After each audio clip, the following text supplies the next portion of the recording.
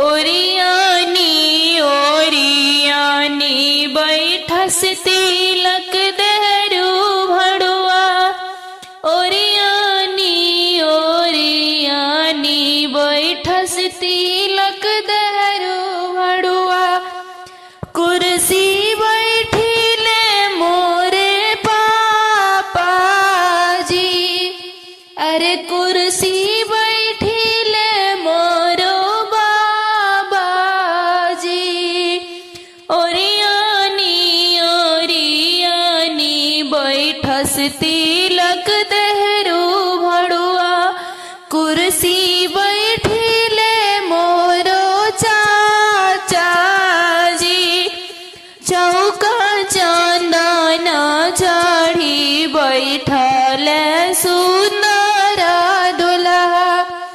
चौका चंदन चढ़ी बैठल सुंदर दुल्हा। अरे के हमके तिलक चढ़ाई जी, अरे के हमके तिलक चढ़ाई जी। अरे बिनती से बोले ले सारावा सुंदर सरवा। अरे बिनती से बोले ले सारावा सुंदर सरवा। हम जीजा जी तिलक चढ़ाएब जी, हम जीजा जी तिलक चढ़ाएब जी। सुटवा टाई जब देखल सुंदर दुल्हा। सुटवा टाई जब देखल सुंदर दुल्हा। चौका से उठल ऋषियाई जी, अरे चौका से उठल ऋषियाई जी। सूट उठाई जब देखल सुंदर दुल्हा। साले ससुर देखल सुंदर दुल्हा। चौका से उठल ऋषियाई जी, अरे चौका से उठल ऋषियाई जी। चौका से उठल दुलरुआ पापाया गे ठाड़ भइल। चौका से उठल दुलरुआ बाबाया गे ठाड़ भइल। अरे चौका से उठल दुलरुआ चाचाया गे ठाड़ भइल। हम बाबाजी तिलक ना चढ़ाएब जी, अरे हम बाबाजी तिलक ना चढ़ाएब जी। अरे बिनती से बोले ले सारावा सुंदर सरवा। अरे बिनती से बोले ले सारावा सुंदर सरवा। सुनी जीजा जी बचन हमारी जी, सुनी जीजा जी बचन हमारी जी।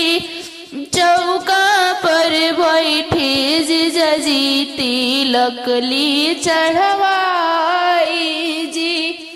चौका पर बैठी जीजा जी तिलक चढ़ाई जी। मोरा घरे दीदिया कुंवारी जी, अरे मोरा घरे दीदिया कुंवारी जी। चौका पर बैठी जीजा जी तिलक चढ़ाई जी। मोरा घरे दीदिया कुंवारी कहवा से आइले तिलकवा तो कहवा में सोर भइले है।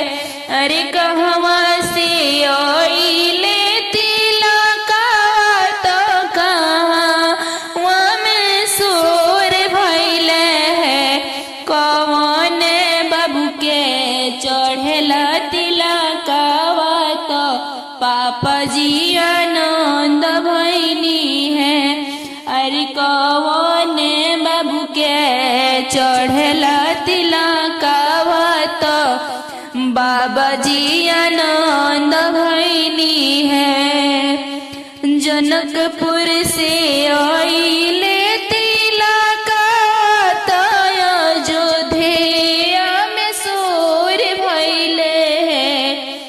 जनकपुर से आइले तिलकवा तो अयोध्या में सोर भइले है। आहे राम बाबू का चढ़ेला तिलकवा तो दशरथ आनंद भइनी है। आहे राम बाबू का चढ़ेला तिलकवा तो दशरथ आनंद भइनी है। कहवा से आवेला तिलकवा तो कहवा में सोर भइले है। कहवा में आवेला तिलकवा तो कहवा में सोर भइले है। आहे कौना बाबू का चढ़ेला तिलकवा तो कौने बाबा आनंद